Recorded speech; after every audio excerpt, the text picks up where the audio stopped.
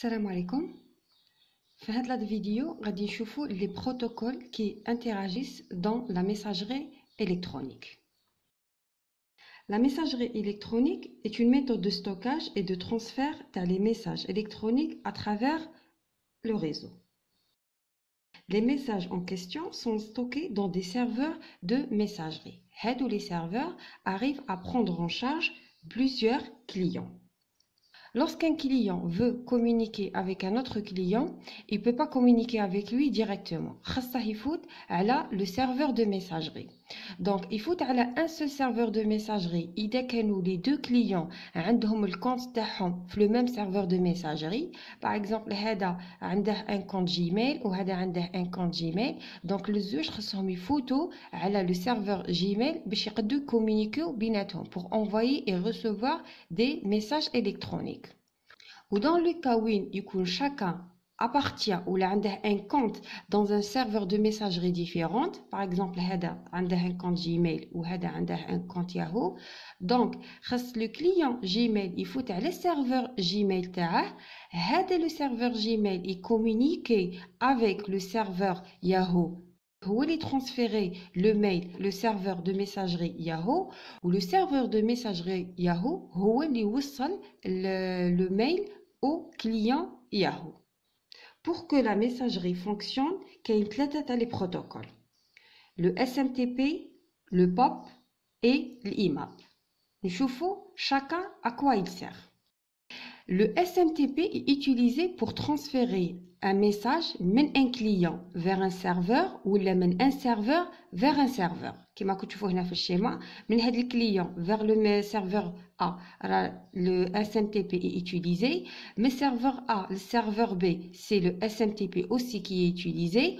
Ou le client B vers le serveur B, c'est le SMTP qui est utilisé. Le POP et le IMAP qui met la figure on est comme l'IMAP ça kif le POP ou l'IMAP les deux ils sont utilisés quand le mail doit être transféré d'un serveur vers un client. Donc il y a un serveur A vers le client A ou un serveur B vers le client B. À savoir que l'application de messagerie doit utiliser واحد فيهم يستعمل POP يستعمل IMAP. On ne trouvera jamais dans une application de messagerie le SMTP يخدم مع الإيماب والبوب à la fois يخدم مع واحد فيهم. نبداو الأول par le protocole SMTP. Donc le protocole SMTP c'est un protocole qui est utilisé pour transférer un message d'un client vers un serveur ou un serveur vers un serveur. هنايا la machine, le client, il veut envoyer un mail le client. Donc, je vais dire, le processus SMTP le client, il va se connecter avec le processus SMTP le serveur A. On voit que le numéro de port affecté le processus SMTP au niveau du serveur de messagerie A, c'est le port numéro 25.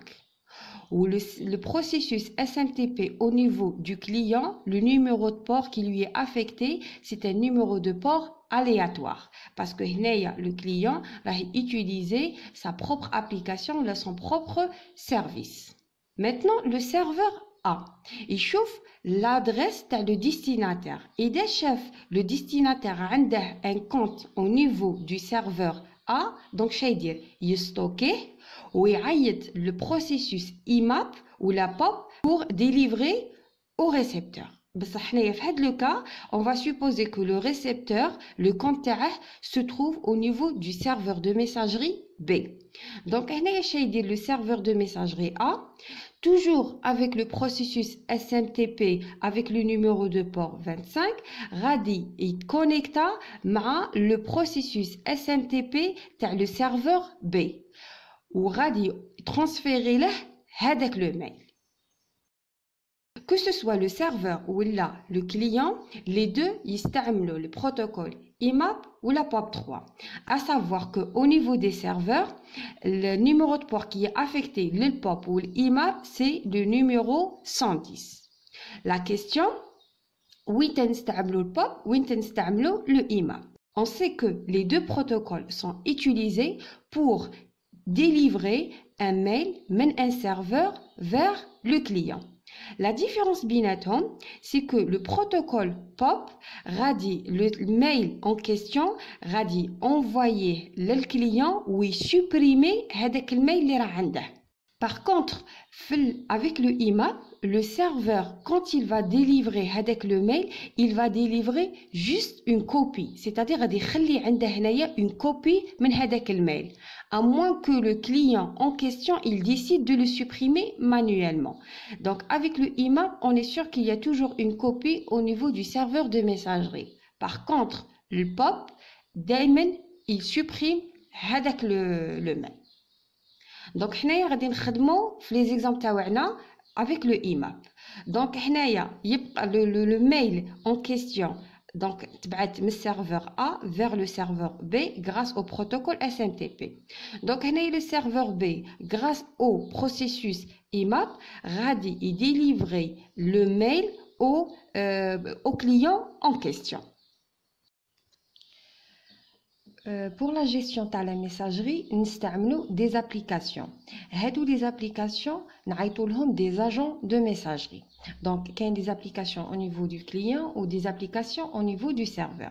Nous commençons au niveau du client. Au niveau du client, nous appelons l'agent de messagerie MUA ou directement MUA.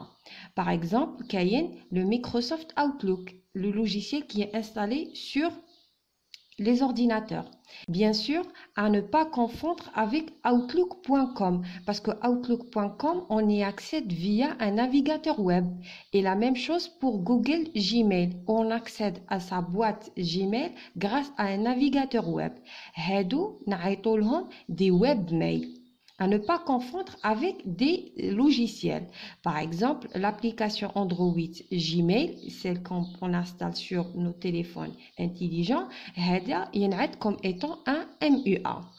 Au niveau du serveur, il y a les agents de messagerie. Il y a le MTA ou le MDA. Lorsque un client veut envoyer un mail, par exemple, le client. Donc, l'agent de messagerie MUA, c'est lui qui va envoyer le mail, qui va s'en charger pour envoyer le mail grâce au protocole SMTP, le serveur de la messagerie du client. C'est le serveur de messagerie A.